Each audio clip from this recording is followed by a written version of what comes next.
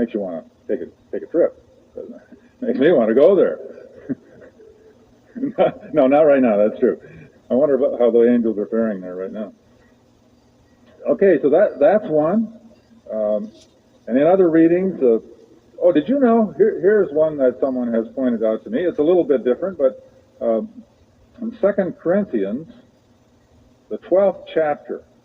This is not quite angels, but I wanted to share this with you before I forget about it, because it has to do with the phenomena we talked about the first week, the phenomena of near-death experiences.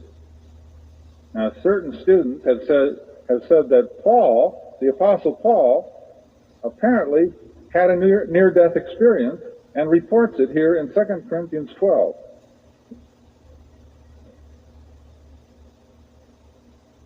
Where he is speaking of himself, but he keeps himself anonymous. He says, I know, this is 12 verse 2, I know a man in Christ who 14 years ago was caught up to the third heaven. Whether it was in the body or out of the body, I don't know. God knows. It was a mystery to him. But he uses that experience out of the body that we use. And I know that this man, whether in the body or apart from the body, I don't know, but God knows, was caught up to paradise. See, it sounds like some of the stories that we get from people who've gone through these near-death experiences. He heard inexpressible things, things that man is not permitted to tell. Then he goes on to other things. So that's a fascinating thought, too, that some of the stories that are being repeated and reported today, the Apostle Paul perhaps had one just like it. Now here's one from a clipping from Norman Vincent Peale, who has deceased, of course, and is now experiencing all of this firsthand.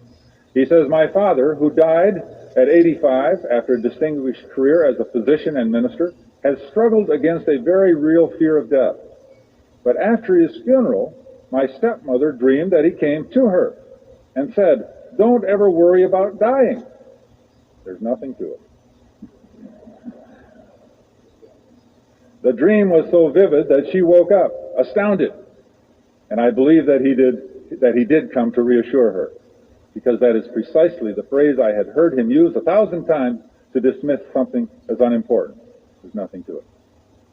So it sounded very familiar to him. Years before, when news reached me that my mother had died, I was alone in my office, numb with grief. There was a Bible on my desk, and I put my hand on it, staring blindly out the window. As I did so, I felt a pair of hands touch my head, gently, lovingly, unmistakably. Was it an illusion?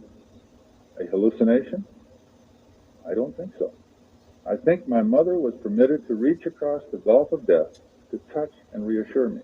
Now, maybe some of you have had those experiences. I've heard a number of reports from people of those kind of experiences. Then he goes on, once when I was preaching at a big church convocation in Georgia, I had the most startling experience of all. At the end, the presiding bishop asked all the ministers in the audience to come forward and sing a hymn. Watching them come down the aisle, I suddenly saw my father among them. I saw him as plainly as when he was alive. He seemed about 40, vital and handsome, singing with the others. When he smiled at me and put up his hand in an old familiar gesture for several unforgettable seconds, it was as if my father and I were alone in that big auditorium. Then he was gone. But he was there. And he says at this point, I know that someday, somewhere, I'll meet him again. And he's doing that. Now, one more, which comes a little closer to home, not right here, but this comes from a staff member in a sister church of ours in Sacramento. This was she served for a while.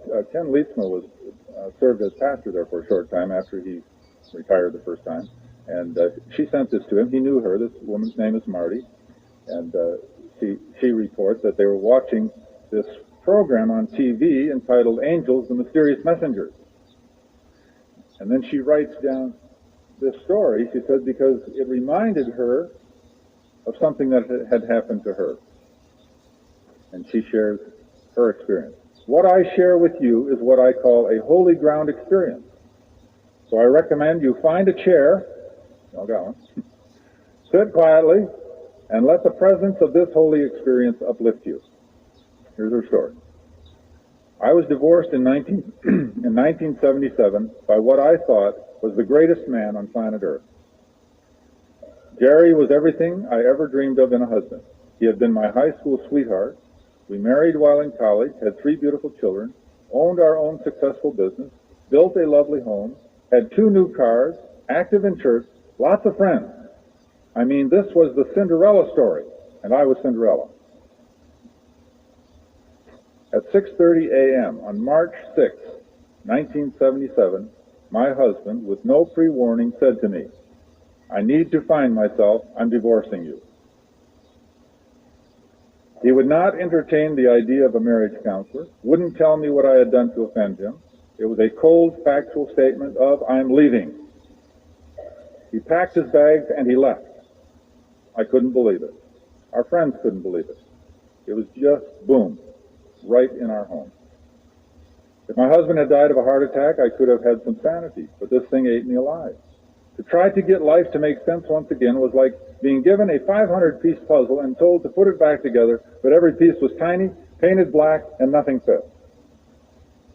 Pretty graphic description. Maybe some of you can identify that. On this particular May Saturday morning, I recall waking up, this is sometime later, fixing the kids' cereal. They were in the 1st, 4th, and 6th grade. Then watching them go into the living room to watch their early cartoons. I went back to the bedroom, shutting the door behind me so I could breathe it out once again. What was I to do to find relief? I knew if tomorrow was like today, which was like yesterday, there was no way I could get enough strength to do it again. I'd lost 25 pounds. I could chew, but I couldn't swallow. My hair went from a few gray hairs at age 32 to mostly gray in a few months. Looking in the mirror was a fearful experience.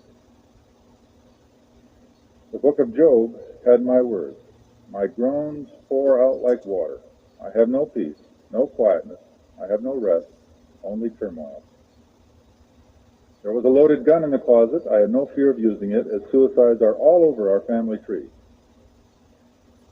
As I lay on the bed, my dearest friend Roxy walked in, sat on the bed, wrapped her arms around me, comforted me, hugged me for the longest time. I cried and cried. Then I visited with her about my going crazy. She talked to me about my pain. She talked to me about the children. She gave me energy, and then she left. As we were together in the weeks to come, I would somehow weave into our conversation some of that experience and add, "Thanks, Rox, for coming that morning." Finally, she said to me, "Marty, you keep thanking me for coming to you on a Saturday morning. I don't remember coming to your house early on any morning." What? What had she said? But what happened? As I went over that visit, Roxy would have had to walk through the living room where the kids were watching cartoons. Yet they hadn't commented about Roxy in the house. Then I thought about Roxy being a night person, so what would she be doing running around at 7:30 in the morning? Then I thought about myself. I had not gone back to sleep and dreamed such a thing, as I am a strong morning person. So what was it? It was a messenger, an angel, sent from God in the form of a person that I didn't question whether I loved or trusted. That's a very interesting insight. I can't say after that experience, everything in my life went forward with great ease and direction, because it didn't. We had years ahead full of painful divorce fallout. But I can say, from that early morning experience on, I never questioned, do I have the strength to go through this day? God is an ever-present help in trouble. He, too, is there for you. Love, Marty. Great story.